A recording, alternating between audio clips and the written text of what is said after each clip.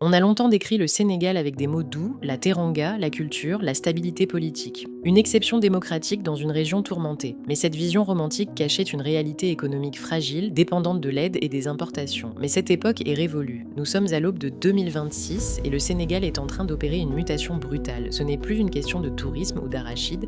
Une guerre silencieuse mais décisive se joue actuellement sous nos yeux. Ce n'est pas une guerre de tranchées. C'est une guerre de béton, d'acier, de gaz et de souveraineté. D'ici 24 mois, ce pays ne sera plus le même. Il passe du statut de consommateur à celui de producteur mondial. Aujourd'hui, nous allons analyser comment le Sénégal s'arme pour devenir le nouveau géant de l'Afrique de l'Ouest. Bonjour à tous et bienvenue pour cette analyse stratégique. La thèse de cette vidéo est simple, 2026 n'est pas juste. Une date sur le calendrier, c'est l'année de bascule, c'est le moment où les investissements massifs de la dernière décennie, souvent critiqués, souvent incompris, vont entrer en collision avec la réalité de la production pétrolière et gazière. Nous ne parlons pas ici de promesses électorales, nous parlons de méga-projets physiques, tangibles, qui sont en train de redéfinir les règles du jeu. Du premier baril de pétrole de Sangomar à la révolution urbaine du BRT, en passant par la ville futuriste de Diamniadio qui sort de terre, nous allons disséquer ces projets avec une précision chirurgicale.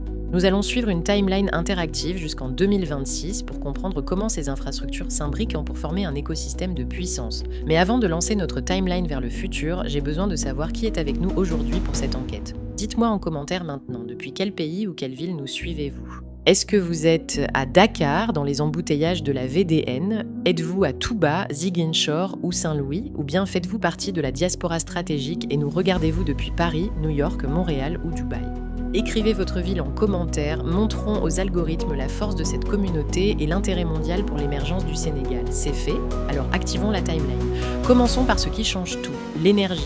C'est le pétrole du 21e siècle pour le Sénégal. Pendant des décennies, le Sénégal a subi la tyrannie des prix du carburant. Chaque crise mondiale, chaque guerre au Moyen-Orient venait frapper directement le portefeuille du ménage sénégalais et la trésorerie de l'État. Le pays importait tout, il était vulnérable. Mais regardez bien ce qui se passe au large des côtes, à 100 km au sud de Dakar. Le champ de Sangomar, ce n'est pas juste un projet minier, c'est l'arme géopolitique ultime.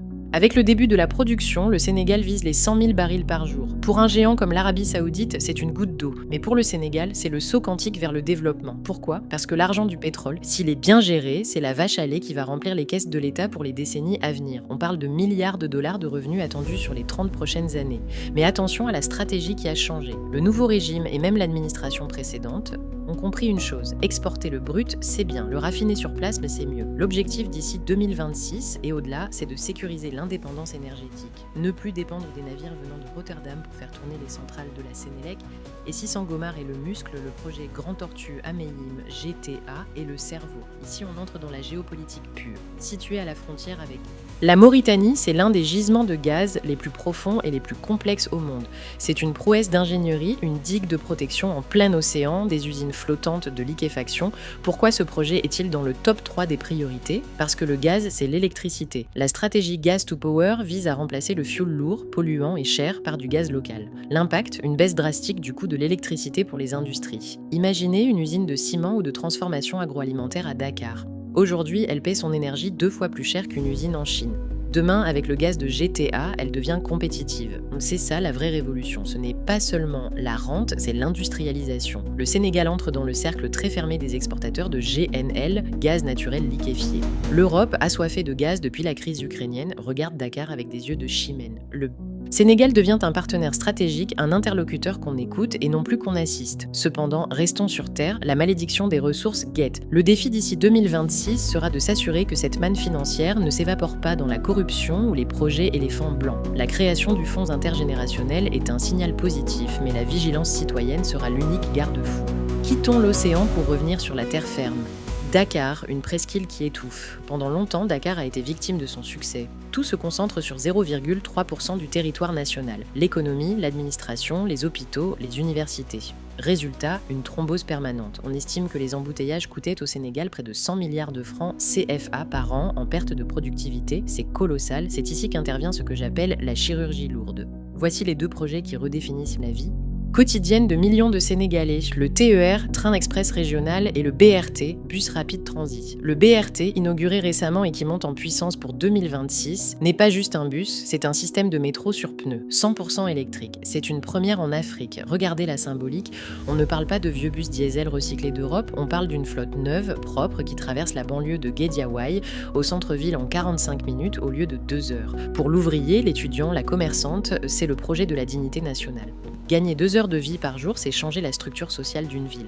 C'est permettre aux gens de vivre plus loin, de désengorger le centre. Et le TER, il est l'artère aorte du pays. Après une première phase réussie, la phase 2 connecte désormais Diamniadio à l'aéroport international Blaise Diagne, AIBD. L'objectif est clair, connecter le monde, l'aéroport, au cœur économique, Dakar, et au futur cerveau, Diamniadio, en moins de 45 minutes. C'est ce genre d'infrastructure qui convainc un investisseur international de poser ses valises. Si vous pouvez atterrir, prendre un train climatisé et sécurisé, et être à votre réunion en centre-ville en moins d'1 heure, vous êtes dans un pays moderne. C'est une guerre de béton et d'acier contre le chaos urbain. Et d'ici 2026, avec l'interconnexion complète de ces réseaux, Dakar va changer de visage. La mobilité n'est plus un frein, elle devient un accélérateur de croissance. Mais il y a un mais, le coût. Ces projets ont coûté des milliards. La dette s'est creusée. La question que tout le monde se pose, est-ce que la rentabilité sera au rendez-vous ? Pour l'instant, l'affluence massive prouve que le besoin était là. Le peuple a voté avec ses pieds. Ils utilisent ces infrastructures. Si Dakar est le passé et le présent, Diamniadio est le laboratoire du futur. Il y a 10 ans, c'était de la brousse, une zone traversée par les vents où personne ne s'arrêtait. On l'a critiqué, on a dit que ce serait une ville fantôme. Mais regardez aujourd'hui, en 2026, Diamniadio n'est plus un projet. C'est une réalité administrative et économique. Le gouvernement y a déplacé ses ministères. Les Nations Unies y ont inauguré la Maison des Nations Unies, l'un des plus grands hubs onusiens d'Afrique. Ce n'est pas anodin. Quand l'ONU installe son quartier général régional chez vous, c'est un signal de stabilité et de confiance à long terme. Diamniadio est conçu pour désengorger Dakar, mais surtout pour créer un nouveau pôle d'attraction. Avec son parc industriel, son data center national, son université tournée vers les sciences, c'est le pari de l'économie du savoir. Mais le véritable monstre, celui qui va faire trembler la concurrence régionale, se trouve un peu plus loin sur la petite côte. Passons au monstre, le port de Ndayane. C'est le projet dont on parle le moins, mais qui est peut-être le plus stratégique. Le port historique de Dakar est saturé. Il ne peut plus grandir, étouffé par la ville. Les navires attendent trop longtemps. Ndayane, c'est la réponse. Avec un investissement de plus d'1 milliard de dollars, partenariat avec DP World, ce sera le plus grand port en eau profonde de l'Afrique de l'Ouest. Ici, on entre dans la guerre des corridors. Abidjan, Lomé, Tema, Lagos, tous ces ports se battent pour être la porte d'entrée de l'Afrique de l'Ouest, et surtout des pays sans littoral comme le Mali. Avec Ndayane, le Sénégal veut reprendre sa couronne, accueillir les plus grands navires du monde, ceux qui ne peuvent accoster nulle part ailleurs dans la zone. C'est l'ambition de devenir le hub logistique incontournable. Imaginez l'impact, des milliers d'emplois directs, une zone économique spéciale tout autour et une capacité d'exportation démultipliée pour nos produits. C'est l'arme économique pour dominer le commerce sous-régional. Nous avons vu l'énergie, la mobilité, la logistique, mais une puissance ne se nourrit pas de béton, elle se nourrit de nourriture. L'une des transformations majeures attendues d'ici 2026, c'est la souveraineté alimentaire. La crise du Covid et la guerre en Ukraine ont été des électrochocs. Le Sénégal a compris qu'il ne pouvait pas dépendre de l'Inde pour son riz ou de la Russie pour son blé. Les projets hydro-agricoles dans la vallée du fleuve Sénégal et l'Anambé s'accélèrent. L'objectif est clair, l'autosuffisance en riz. C'est un combat difficile, vieux de plusieurs décennies, mais avec les revenus du gaz et du pétrole, l'État a enfin les moyens de subventionner massivement cette transition. Mais attention, tout n'est pas rose. Cette transformation à marche forcée a un coût social. L'inflation, le coût de la vie à Dakar, le chômage des jeunes qui pousse encore trop de monde vers les pirogues de l'Atlantique.